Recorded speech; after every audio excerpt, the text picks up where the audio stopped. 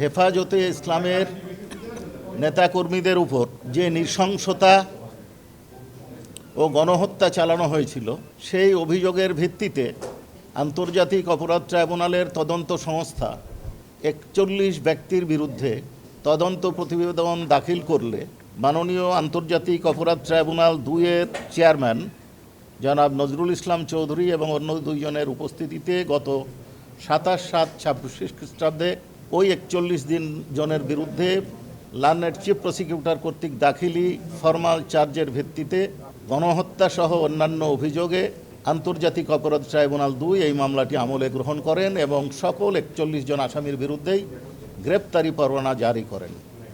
ওই গ্রেপ্তারি পরোয়ানার অর্থাৎ ফরমাল চার্জের সিরিয়াল 10-এ ছিলেন বা আছেন সাবেক পাটমন্ত্রী, আওয়ামী লীগ নেতা এবং সাবেক এমপি জনাব আব্দুল লতিফ সিদ্দিকী সাহেব, এবং তাকে আজকে এই গ্রেপ্তারি পরোয়ানা মূলে আইনশৃঙ্খলা বাহিনী গ্রেপ্তার করে অনারেবল ট্রাইব্যুনালে হাজির করেছেন।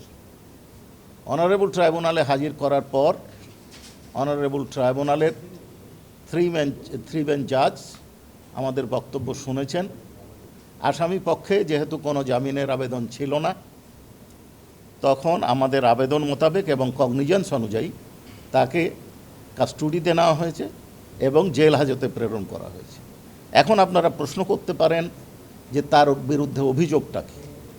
তার বিরুদ্ধে অভিযোগ হচ্ছে যে আপনারা জানেন যে হেফাজতের নেতাকর্মীরা তাদের দাবির সমর্থনে যে মহাসমাবেশ আহ্বান করেছিলেন, সেই মহাসমাবেশকে ভণ্ডুল করার জন্য, বানচাল করার জন্য এবং মৌখিকভাবে না হলে শক্তি প্রয়োগ, এমনকি লেথাল উইপেন ব্যবহার করে তাদেরকে এলিমিনেট করার মাধ্যমে, হত্যা করার মাধ্যমে এই সমাবেশকে উঠিয়ে দেওয়ার জন্য, নষ্ট করে দেওয়ার জন্য রাতের অন্ধকারে 3টে বাহিনী, র্যাব, পুলিশ এবং বিজিবির সমন্বয়ে ব্ল্যাক আউট করে 3টি বাহিনী 3টি অপারেশনের মাধ্যমে, যৌথ সমন্বয়কৃত অপারেশনের মাধ্যমে এই হেফাজত কর্মীদেরকে ওইখান থেকে অপসারণ করে, ঘটনাস্থলেই বেশ কয়েকজনকে হত্যা করে, যাওয়ার পথে নারায়ণগঞ্জে হত্যা করে, আরও বিভিন্ন জায়গায় হত্যা করে।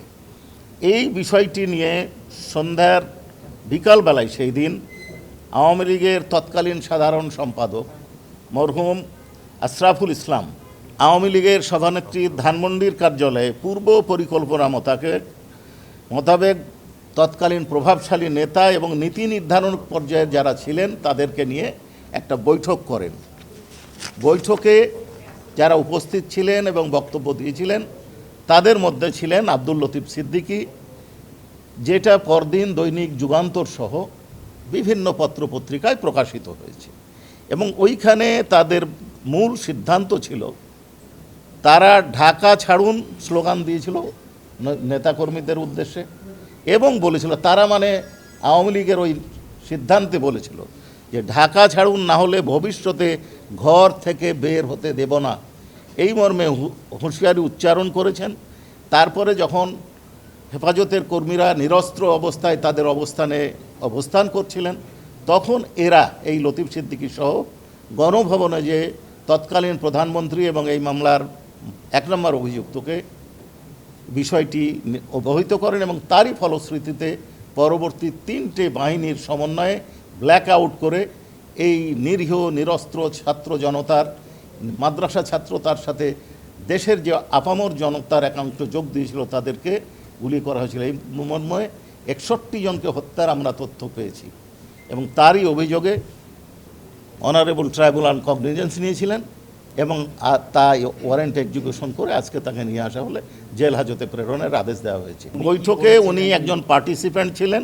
এই ইন্টারনাল সকল বক্তব্য আমাদের কাছে আসবে না, তবে তাদের যে সম্মিলিত সিদ্ধান্ত, এই সিদ্ধান্তটা তাদের ছিল, স্লোগান দিতে বলেছিলেন ঢাকা ছাড়ুন, নয় ভবিষ্যতে ঘর থেকে বের হতে দেওয়া হবে না।